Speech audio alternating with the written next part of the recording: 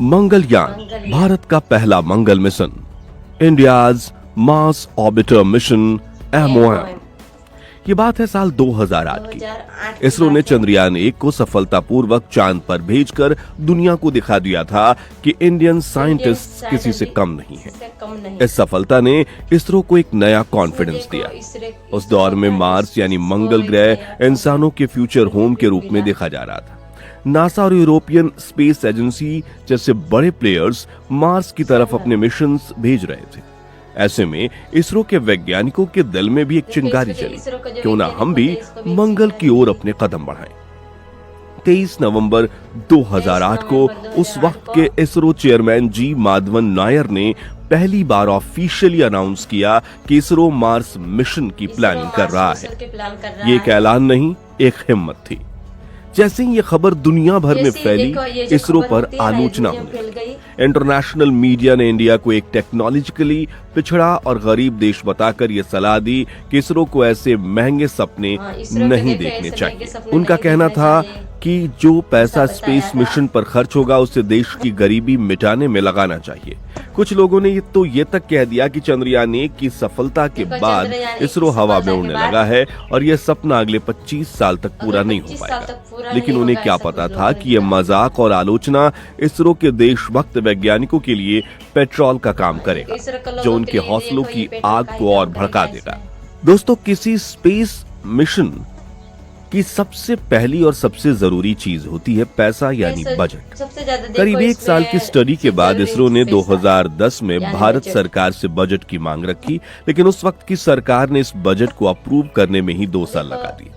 और 2012 में जब बजट अप्रूव हुआ तो वो था सिर्फ 450 करोड़ रुपए।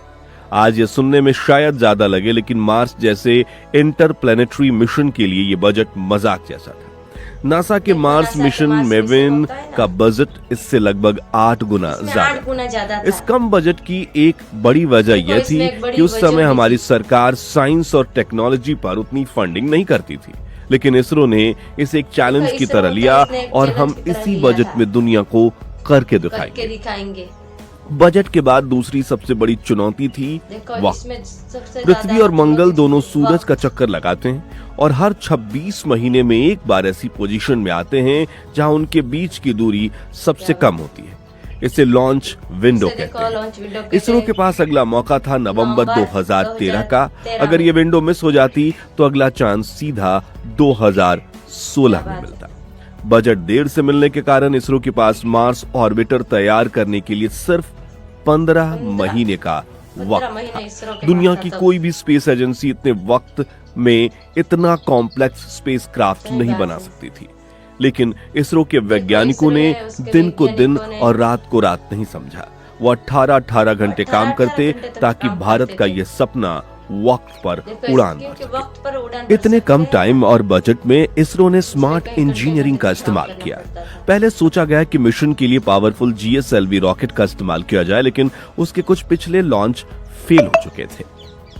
इसलिए इसरो ने कोई रिस्क नहीं लिया और उन्होंने GSLV की जगह सबसे भरोसेमंद PSLV polar satellite launch vehicle को चुना।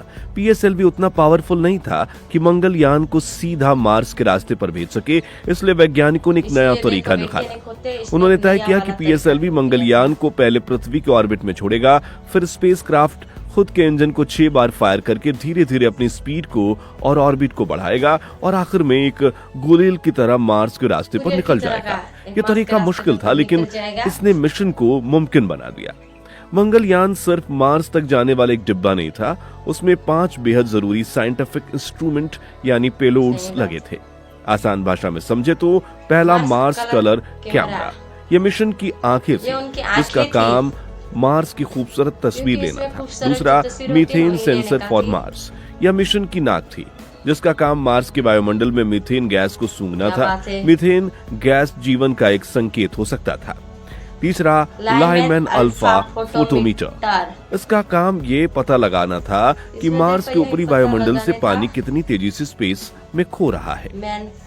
चौथा मेनका, ये मार्स के ऊपर वायुमंडल की बनावट को स्टडी करने के लिए बनाया गया था। और पांचवा TIS, thermal infrared imaging spectrometer. इसका काम मार्स की सतह का तापमान और वहां मौजूद मिनरल्स का पता लगाना था। ये सभी इंस्ट्रूमेंट्स मिलकर मंगल ग्रह के बारे में हमें अनमोल जानकारी देने वाले थे। सारी तैयारियों के बाद आखिरकार वो दिन आ गया, 5 नवंबर 2013 दोपहर 2:38 पर आंध्र प्रदेश के श्रीहरिकोटा से PSLV C-25 रॉकेट ने इस मंगलयान को लेकर आसमान की तरफ उड़ान भरी। हर इंडियन की सांसें थमी हुई थी।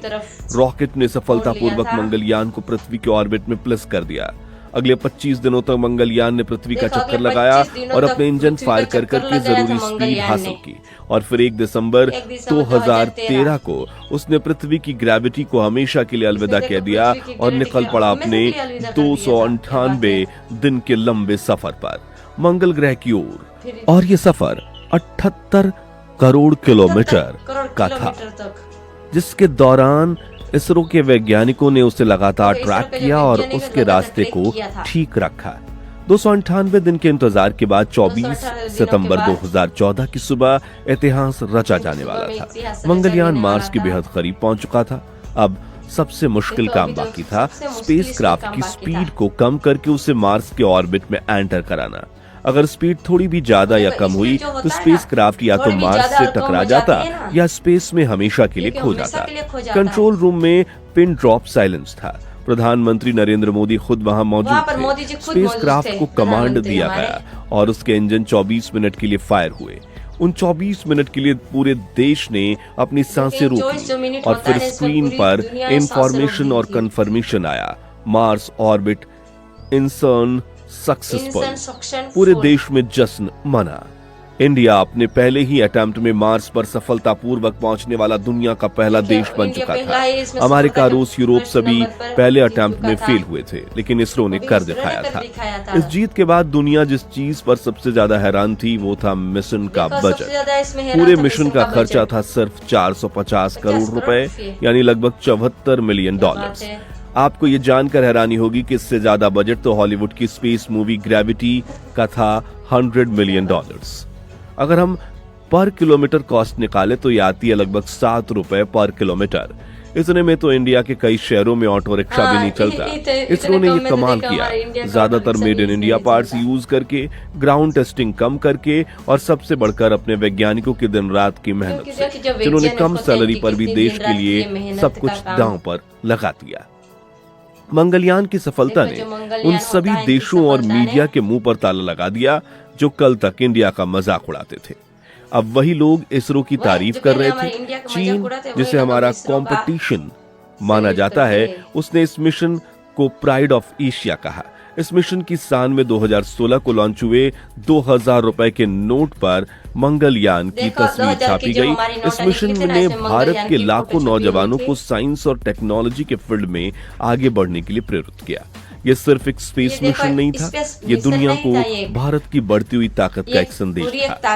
मंगलयान को सिर्फ 6 महीने काम करने के लिए डिजाइन किया गया था, लेकिन उसने सबको हैरान करते हुए मार्स के ऑर्बिट पर पूरे 6 महीने नहीं, पूरे 8 साल तक काम किया था।